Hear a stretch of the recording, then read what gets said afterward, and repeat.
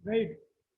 तो profit and loss account क्या होता है? ये इनकम स्टेटमेंट का वो पार्ट होता है जिसमें हम इनडायरेक्ट एक्सपेंसेस को इवेल्युएट करते हैं। इनडायरेक्ट एक्सपेंसेस वो एक्सपेंसेस होते हैं जो इनडायरेक्टली गुड्स के प्रोडक्शन में लग रहे हैं। राइट। ये एक्सपेंसेस हो सकते हैं जैसे कि एडमिनिस्ट्रेटिव एक्सपेंसेस हैं, जैसे कि स्टाफ को सैलरी देनी है, सेल्स टीम को सैलरी देनी है, तो वो मार्केटिंग एक्सपेंसेस हो गए। और जो भी एक्सपेंसेस आपने कस्टमर पर बियर करे हैं, भाई मैंने आपको बताया था कस्टमर को लुभाने के लिए, उसे लॉयल बनाने के लिए मार्केटिंग के समय बताई थी बात, number of discounts are being given to the customer. So actually you have given those bear those expenses on behalf of the customer, right. तो ये भी हमारे, ये सब मार्केटिंग एक्सपेंस में इंक्लूड होगा। एडवर्टीजमेंट हमारा मार्केटिंग एक्सपेंस में आ गया, ब्रांडिंग हमारा मार्केटिंग एक्सपेंस में आ गया। ये सब जो है आप कस्टमर के लिए कर रहे हो, एम्प्लॉयज को पैसे दे रहे हो, सेल्स टीम को पैसे दे रहे हो। क्या कस्टमर कोई बिजनेस है? नो। क्या एम्प्लॉयज कोई बिजनेस है? नो। सेल्स टीम कोई बिजनेस है? नो। तो आपका मार्केटिंग एक्सपेंस है, एडमिनिस्ट्रेटिव एक्सपेंस है, या बैंक से जो आपने लोन लिया है उस पर जो इंटरेस्ट आप पेमेंट कर रहे हैं। Again banks are here not not coming under a business, they are coming here as an facilitator, right? As those who are facilitating your business, but they are not a business here, right. तो ये जितना भी आपने amount दिया है, ये आपके वो अमाउंट है जो आपने गुड्स पर इनडायरेक्टली खर्चा किया है, इसीलिए ये ट्रेड अकाउंट में नहीं आते हैं।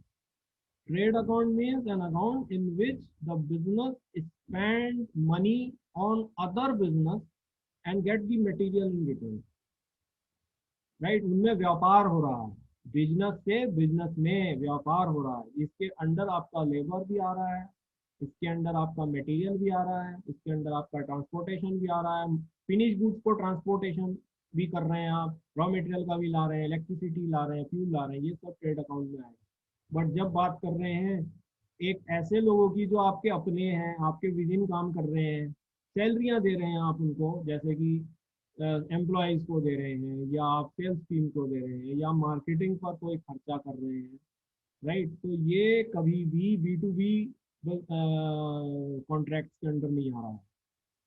समझ में आ रही है बात? Why we are saying it that trade account and why we are saying this as profit and loss account. इसमें तो प्रॉफिट एंड लॉस की बात हो रही है। तो इसलिए मैं मानता हूँ कि कंपनी ये देख रही है कि ये जो चार रिसोर्सेज बता रखे हैं हमने, बैंक्स का रेट ऑफ इंटरेस्ट डिपेंड उनके प्रॉफिट लॉस पर इफेक्ट डालता है according to income statement, right. अगर रेट ऑफ इंटरेस्ट ज़्यादा है तो इंटरेस्ट बढ़ेगा, तो your profit and loss will depend on this.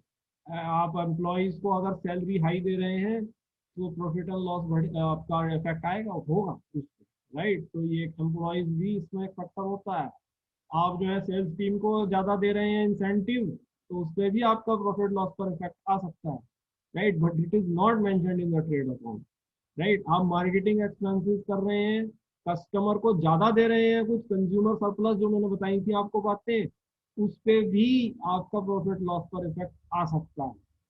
Marketing expense कितना कर रहे हैं उस पे भी आपका प्रॉफिट लॉस पर इफेक्ट आ सकता है। तो ये चार चीजें बिजनेस हमेशा देखता है कि मेरी प्रॉफिट लॉस एक व्यापारी होकर दूसरे व्यापारी से माल लेने से नहीं होती है, मेरी प्रॉफिट लॉस तो इन चार आदमियों से होती है, ठीक है। इसलिए इनकम स्टेटमेंट में ये अलग ही सेक्शन है, प्रॉफिट एंड लॉस अकाउंट, इसे कहते हैं प्रॉफिट एंड लॉस अकाउंट। मैं अभी आपको इसमें नमूना दिखाऊंगा एक, right?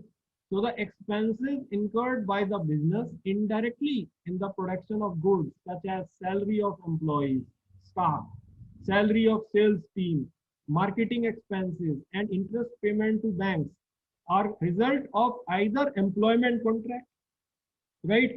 सेल्स टीम को आपने एम्प्लॉयमेंट कॉन्ट्रैक्ट से रखा है, एम्प्लॉइज एडमिनिस्ट्रेटर्स को आपने एम्प्लॉयमेंट कॉन्ट्रैक्ट से रखा है, ठीक है। या ये B2C कॉन्ट्रैक्ट हो सकते हैं भाई, एज एन एम्प्लॉय, भाई एम्प्लॉयज इंटरनल कस्टमर होते हैं किसी भी कंपनी के। एक्सटर्नल कस्टमर वो है जो माल ले रहा है, इंटरनल कस्टमर है जो आपके लिए काम कर रहा है, वो भी आपका कस्टमर ही है। इंटरनल एक्सटर्नल दो कस्टमर बताए गए हैं।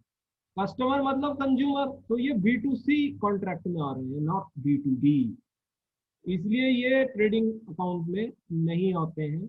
ये P&L अकाउंट में आते हैं इनकम स्टेटमेंट के, जो भी खर्चा इन लोगों पर कर रहे हैं, right. So they are business to consumer contract and falls under profit and loss account of income statement। तो मेरे हिसाब से जो कंपनी है वो अपना प्रॉफिट एंड लॉस इन्हीं चार फैक्टर्स पर ही देख रही है, इसलिए हमेशा मार्केटिंग एक्सपेंस को ध्यान से करो, राइट। ये नहीं कि मार्केटिंग में इतना पैसा खर्चा कर दिया तुमने, उसकी कोई रिक्वायरमेंट ही नहीं है, राइट। वहीं पर लॉस में आप आ जाओगे, कैश कैश आउटफ्लो जबरदस्त तरह से हो जाएगा तुम्हारा, और एकदम लिक्विडिटी और सॉल्वेंसी के चक्कर में आप फंस जाओगे कि मैं तो, क्योंकि लोन पर अगर कुछ है पेमेंट कर नहीं पा रहे हो, मार्केटिंग में दवा पैसा लगा रखा है, तो वो नहीं है। एम्प्लॉयज भी हमें देख कर लेने हैं कि जो काम एक आदमी अगर सारे ही काम कर ले तो बहुत अच्छा है भाई, if he can do all the work is good, why should we hire a new person, right? Because he can do all the things, so my profit will be more, my loss will be less। वही technical efficiency जिसकी मैंने बात की थी, strategy होती है संस्था में, ठीक है। और फिर ये आ जाता है आपका इसमें सेल्स टीम को इंसेंटिव बेस करेंगे या नहीं करेंगे। इंसेंटिव, हर सेल्स पे इंसेंटिव देंगे तो भाई it can affect your profit, it can affect, it can make you loss, bring you loss. तो ये चार फैक्टर्स क्योंकि कंपनी अपने प्रॉफिट लॉस से जोड़ती है, तो इसलिए ये एक्सपेंसेस इनकम स्टेटमेंट के प्रॉफिट एंड लॉस अकाउंट में आते हैं, right. Now profit and loss account हमें क्या इंफॉर्मेशन देता है? प्रॉफिट एंड लॉस अकाउंट से हम सेल्स के उस परसेंटेज को ज्ञात कर पाते हैं जो हमारे टैक्स पेमेंट के लिए है, जिसे हमने टैक्स को भरने के लिए और शेयर होल्डर्स को देने के लिए रखा हुआ है, राइट। क्योंकि नाउ ऑपरेटिंग, जैसे ट्रेड अकाउंट खत्म हुआ, ट्रेड अकाउंट ने तो मुझे ये बता दिया कि ये जितना पैसा आप बचा है ये सब आपका है, बिजनेस का नहीं है। बिजनेस वालों को तो आपने दे दिया, उनसे आपने माल ले लिया, उसमें वो पैसे को आपने कहाँ बांटा? तीन हिस्सों में, ऑपरेशन में लगाया, टैक्स में लगाया, शेयर होल्डर को दिया। अब ये जो आपका आ रहा है ऑपरेशन, ऑपरेशन को तो बता ही रहा है, ठीक, तो ऑपरेशन तो हो ही गया। ये P&L अकाउंट बता ही रहा है ऑपरेशन में तीन एक्सपेंसेस आपने लगाए, मार्केटिंग में लगाया, इंटरेस्ट में लगाया आपने, और एम्प्लॉयज को एडमिनिस्ट्रेटिव एक्सपेंसेस लगाए। उसके बाद जो आपके पास बच गया वो आपने टैक्स के लिए रखा है और शेयर होल्डर के लिए रखा है, प्रॉफिट बिफोर टैक्स, और जो शेयर होल्डर आएगा प्रॉफिट आफ्टर टैक्स, राइट। तो ये इंफॉर्मेशन ये देगा कि आपके पास अब कितना सेल्स का परसेंटेज टैक्स के लिए है और शेयर होल्डर के लिए है, ये इंफॉर्मेशन ये देता है। तो आप सभी समझते हैं बिजनेस को ज़्यादा से ज़्यादा पैसा शेयर होल्डर के लिए चाहिए, राइट। तो वो ये चार फैक्टर्स देखता है जहाँ पर उसको मुनाफा या नुकसान हो सकता है।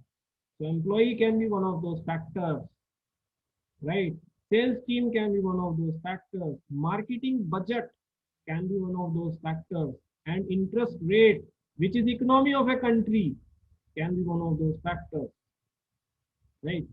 इन चारों के बेसिस पर। और ट्रेड अकाउंट ट्रेड क्यों कहलाया गया ये अब आप समझ गए, because that is with the business, not with the consumer.